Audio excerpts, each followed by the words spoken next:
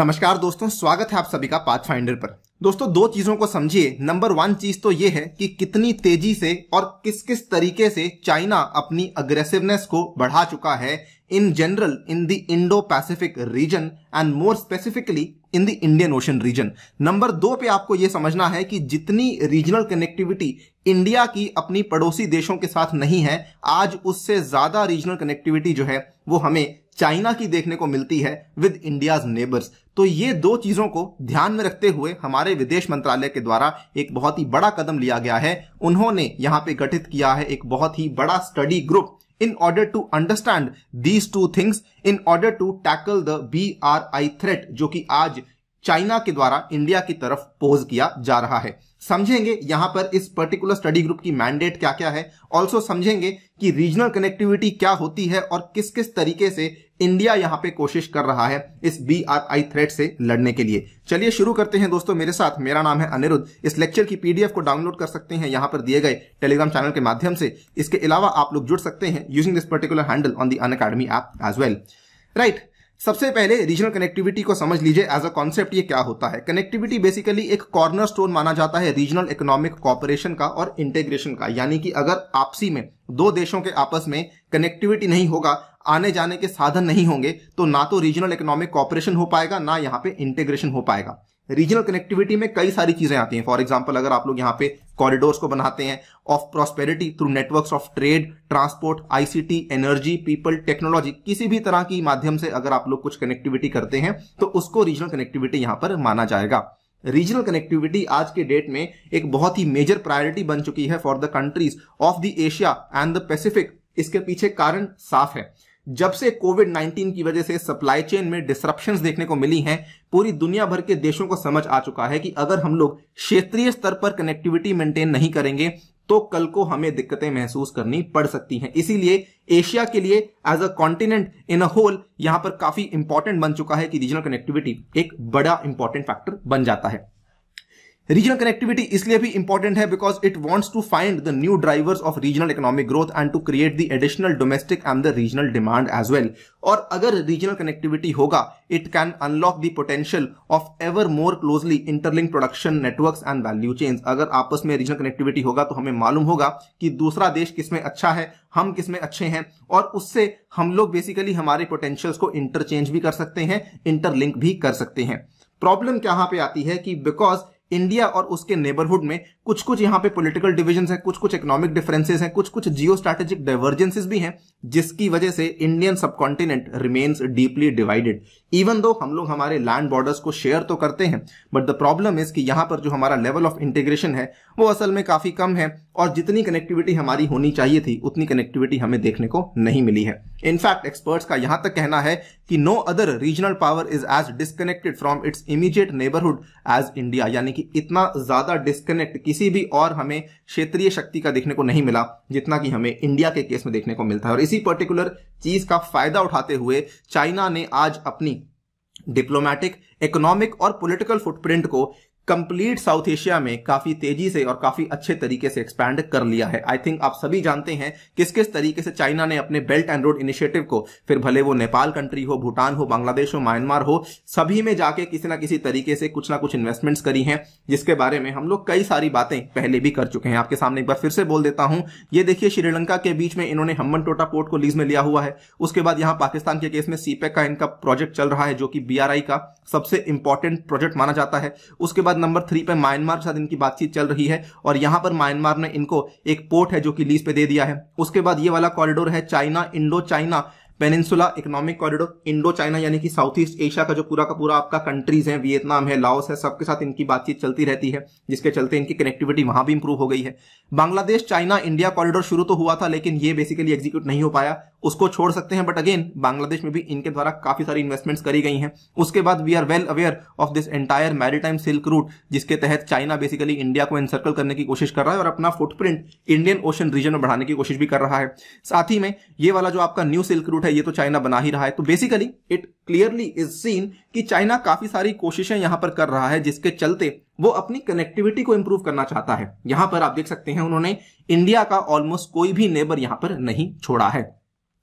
अब अगर बात करें तो इंडिया इस चीज को लेकर क्या कर रहा है, दोस्तों 2014 में जब से नई सरकार भारत में आई, प्राइम मिनिस्टर नरेंद्र मोदी ने इस चीज के ऊपर काफी फोकस किया कि हमारे जो चैलेंजेस चल रहे हैं इंडिया के इकोनॉमिक और सिक्योरिटी इंटरेस्ट में, उसमें हमें क्या क्या बदलाव लाने होंगे। ही मेड श्योर कि हम लोग इंट्रा और इंटर रीजनल कनेक्टिविटी को एक पॉलिसी प्रायोरिटी बनाने वाले हैं फ्रॉम 2014। इसीलिए जो हमारी पॉलिसी थी, जिसको कि हम लोग लुकीस पॉलिसी बोलते थे, उसको इंडिया ने चेंज करके एक्ट ईस्ट पॉलिसी बोल दिया, और साथ में हमने नेबरहुड फर्स्ट पॉलिसी को भी काफी ज्यादा अच्छे तरीके से फॉलो करना शुरू कर दिया था। इसके चलते कई सारे हमारे प्रोजेक्ट्स थे जो कि चल रहे थे, और कुछ कुछ ऐसे प्रोजेक्ट्स भी थे जो कि मोदी सरकार के द्वारा आकर शुरू करवाए गए थे। आप देख सकते हैं Kaladan multi modal transit transport project है, then IMT trilateral highway project है, देन री-तिदिम रोड प्रोजेक्ट है, then we have the Maitri सेतु जो कि अगेन रिसेंटली साइन किया गया था। अगर बात करूं कालादान के बारे में तो ये एक बहुत ही बड़ा प्रोजेक्ट है जो कि लगभग $484 मिलियन का प्रोजेक्ट है,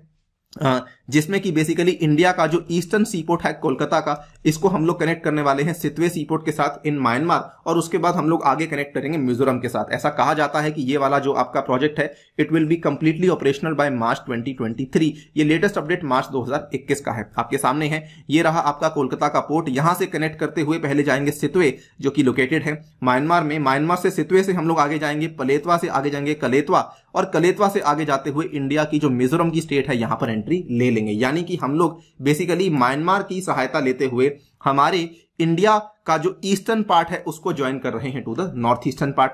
उसके बाद IMT की बात करूं, ये भी ऑलमोस्ट सिमिलर काम कर रहा है। ये एक 1408 किलोमीटर का लंबा आपका रूट है जो कि इंडिया को कनेक्ट करने वाला है मोरे, ठीक है, इंडिया में मोरे को कनेक्ट करने वाला है थाईलैंड में माइसॉत के साथ यूजिंग म्यांमार। ये वाला जो आपका रूट है आप यहां पे देख सकते हैं, यहां से स्टार्ट होगा। उसके बाद ये आपका मोरे का टाउन है, बॉर्डर पे लोकेटेड है म्यांमार में, मांडले के थ्रू जाएगा, नाइपीतो के थ्रू जाएगा, एंड देन फाइनली यहां पर ये एंटर कर जाता है थाईलैंड में और माइसॉत को टच करेगा। ये वाला भी जो आपका रूट है माना जा रहा है कि बहुत ही जल्दी ऑपरेशनल करवा दिया जाएगा। इसके बाद मैत्री सेतु की बात करें तो इसी साल की बात है जब PM मोदी गए थे बांग्लादेश के दौरे पर, तो उन्होंने बातचीत करी और इस पर्टिकुलर प्रोजेक्ट को साइन किया था। PM Modi and Bangladesh PM Sheikh Hasina virtually inaugurated the Maitri सेतु।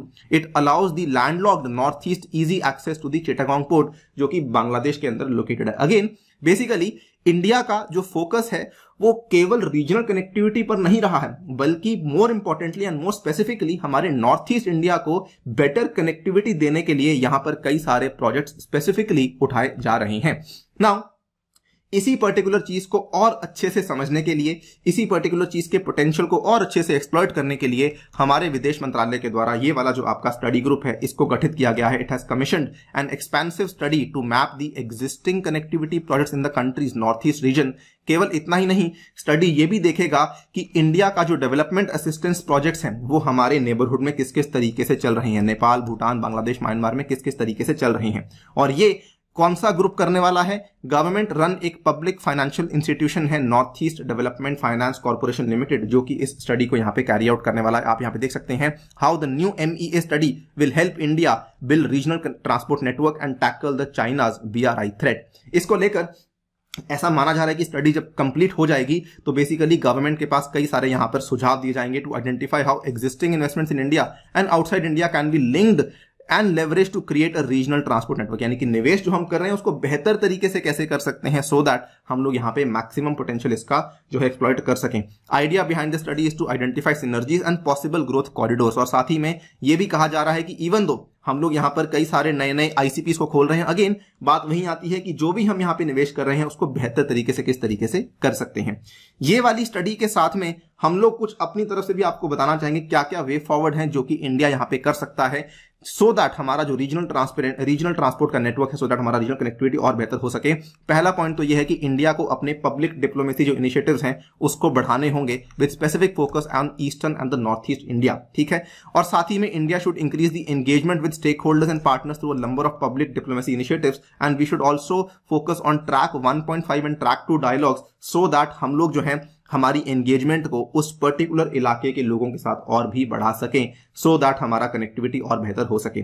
आप अपनी राय हमें कमेंट सेक्शन में डेफिनेटली दीजिए कि किस तरीके से हम लोग अपनी कनेक्टिविटी में और ज्यादा जो है बढ़ोतरी देखने को हमें मिल सकती है। फिलहाल के लिए दोस्तों वीडियो में इतना ही। जाने से पहले आपको बताना चाहूंगा कि अनअकैडमी का एनुअल प्राइस हाइक है वो जल्द ही आने वाला है और पहला प्राइस हाइक होने वाला है 9 दिसंबर को। अगर आप लोग इसके पहले कोर्स को परचेज करते हैं तो पुराने प्राइजेस में आपको यहाँ पे सब्सक्रिप्शन अवेलेबल करवाई जाएगी, साथ ही में 3 मंथ्स का एक्सटेंशन भी आपको अवेलेबल करवाया जाएगा। ध्यान रखिए आपको कोड इस्तेमाल करना है अनि यूपीएससी। विद दैट आपको मेरी पर्सनल गाइडेंस, व्हाट्सएप ग्रुप में एडिशन और 20 बुक्स भी आपके घर तक पहुंचाई जाएंगी। इतना ही नहीं, 1 साल का जो प्राइस है वो आपके सामने मेंशन्ड है। आइकॉनिक और प्लस दोनों आप यहाँ पे देख सकते हैं। आइकॉनिक में आपकी मेंस की क्वेश्चन राइटिंग प्रैक्टिस और पर्सनल कोच आपको एलोकेट किया जाएगा।